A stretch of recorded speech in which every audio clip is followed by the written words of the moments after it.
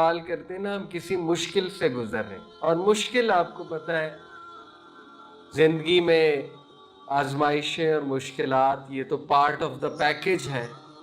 اللہ نے خود بتا دیا نا کہ ہم تو آزمائیں گے تمہیں بھوک سے، پیاس سے۔ تو آزمائشیں اور مشکلات آتی ہیں، لیکن جب بھی کوئی مجھ سے سوال کرتا ہے نا کہ مجھ پہ کوئی مشکل آئی ہے تو کچھ پڑھنے کے لیے بتائیے۔ بہت سے لوگ کہتے ہیں کوئی ذکر، کوئی تسبیح، کوئی وظیفہ۔ تو دیکھیں میں انہیں کہتا ہوں وظیفہ میں بعد میں بتاؤں گا، پہلے میں آپ کو چیک لسٹ دوں گا۔ وہ چیک لسٹ دیکھنا بہت ضروری ہے، کیونکہ مشکلات سے فائدہ اٹھانا، ان سے اخذ کرنا کہ یہ مشکلات آئی کیوں ہیں اور یہ مشکلات مجھے کیا سکھا رہی ہیں، یہ اصل ذہانت ہے۔ ٹھیک ہے، نہ کہ یہ کہ صرف تسبیح کر لی جائے اور وظیفہ کر لیا جائے اور سیکھا نہ جائے کہ یہ مشکلات آئے کیوں۔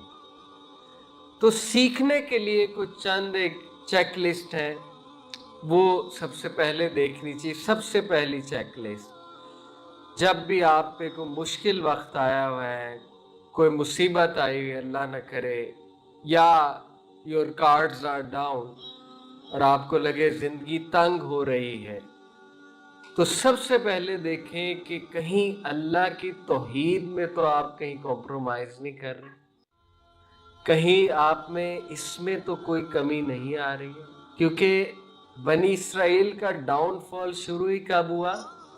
جب انہوں نے بچڑے کی عبادت شروع، جب انہوں نے سونے کا بچڑا بنا لیا اور وہ اللہ کے غضب کو انہوں نے دعوت دی۔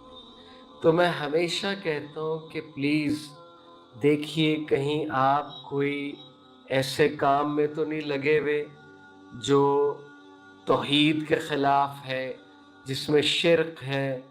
اور ہمارے معاشرے میں بہت سے عقائد ایسے ہیں جو بہت شرکیہ عقائد ہیں، بدعات پر مبنی ہیں۔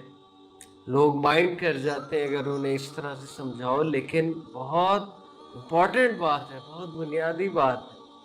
کہیں ہم کوئی ایسا کام تو نہیں کر رہے جو نبی صلی اللہ علیہ وسلم کی سنت سے ثابت نہیں ہے، کہیں ہم غیر اللہ سے تو مدد نہیں مانگ رہے، کہیں ہم غیر اللہ پہ تو توکل نہیں کر رہے، کہیں ہم ایسا کام تو نہیں کر رہے جس میں شرک اکبر ہے یا ایون شرک کی کوئی اور قسم پائی جاتی ہے۔ تو سب سے پہلے توحید۔ آپ دیکھیے اللہ کے نبی صلی اللہ علیہ وسلم جب بھی مشکل وقت ہوتا تھا، ان پہ ڈسٹریس میں ہوتے تھے، تو وہ ان کے الفاظ سن لیں، وہ کیا کہتے تھے؟ اللہ اللہ ربی لا اشرک بہ شیئا۔ کیا چیز ریوائز کرتے تھے؟ توحید، توحید۔ اللہ اللہ میرا رب ہے اور میں اس کے ساتھ کسی کو شریک نہیں کرتا۔ توحید ریوائز کرتے ہیں جب مشکل آئی ہو۔ یہ دعا کیا سکھاتی ہے؟ توحید ریوائز کرتے ہیں جب مشکل آئی ہو۔ دوسری چیز، دوسری چیک لسٹ، کہ کہیں آپ کا مال تو حرام کا نہیں ہے۔ مشکلات کے آنے کی بہت بڑی وجہ حرام کی کمائی۔ چیک لسٹ دیتا ہوں میں تاکہ ہم مستفید ہوں، فائدہ اٹھائیں۔ حرام کا مال تو نہیں ہے، کیونکہ حرام کا مال ہے تو دعا بھی قبول نہیں ہوتی۔ کہتے ہیں نا کہ دعا یا قبول ہوتی ہے یا محفوظ، اللہ آخرت کے لیے محفوظ کر لیتا نا، رد نہیں ہوتی۔ لیکن کتنی خطرناک بات ہے کہ جس کی حرام کی کمائی ہے اس کی دعا بھی نہیں قبول ہوتی۔ ٹھیک ہے، نہ محفوظ ہوتی نہ قبول ہوتی۔ حرام کی کمائی تو نہیں ہے، اس پر غور کریں، ٹھیک ہے؟ اور اس پر آج کل بڑے کم لوگ غور کریں۔ تیسری چیک لسٹ، اور یہ ساری بنی اسرائیل کے واقعات سے ثابت ہے کہ جب وہ شرک میں لگے، حرام میں لگے، فساد مچانے لگے، تیسرا جو چیک لسٹ ہے کہ کہیں آپ کوئی گناہ کے عمل میں تو نہیں ہے، یعنی کوئی ایسا عمل جو اللہ کو سخت ناپسند ہے اور آپ ریپیٹیٹیولی کر رہے ہیں اور آپ کو ریمائنڈرز بھی آ رہے ہیں لیکن آپ ریپیٹیٹیولی کر رہے ہیں, آپ نے اس گناہ کو عادت بنا لیا ہے, تو مشکل آتی ہے. جب بندہ ویسے نہیں سمجھ رہا ہوتا ہے پھر اللہ تعالیٰ اس کو ذرا ویک اپ کال دیتا. تو کہیں ایسا تو نہیں ہے کوئی گناہ کے عمل میں مستقل تو نہیں لگے ہوئے.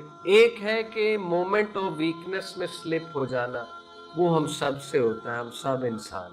ایک ہے مستقل لگا ہونا, مستقل لگا ہونا, کہیں وہ تو نہیں ہے. یہ تیسری چیک لسٹ ہے.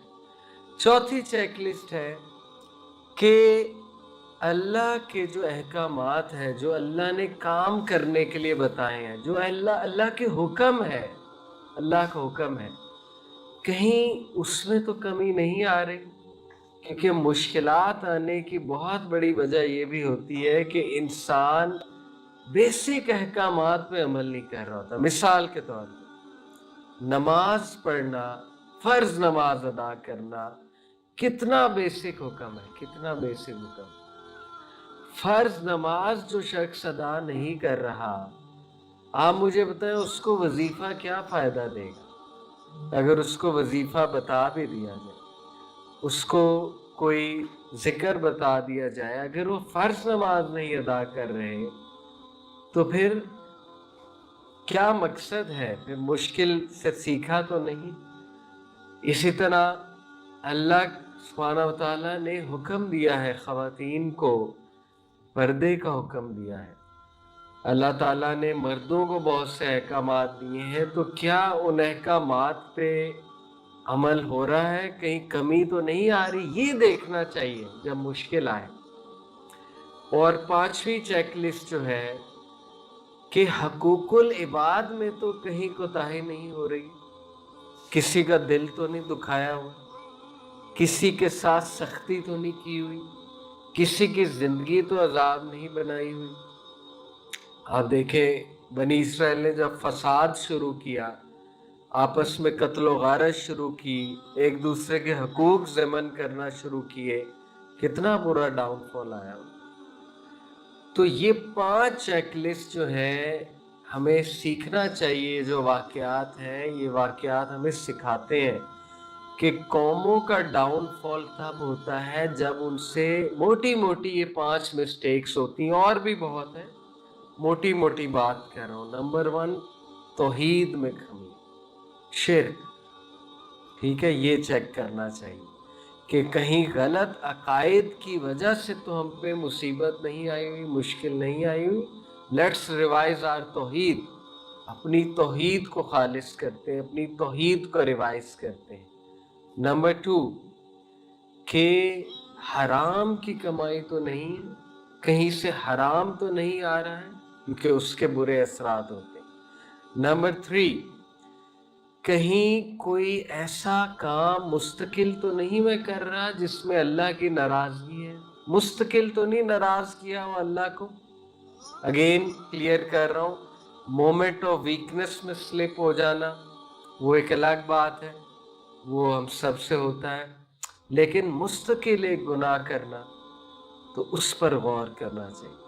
نمبر 4 اللہ کے جو احکامات ہیں, جو اللہ نے حکم دیے ہمیں کرنے کے لیے, کہیں ان میں تو کمی نہیں آ رہی.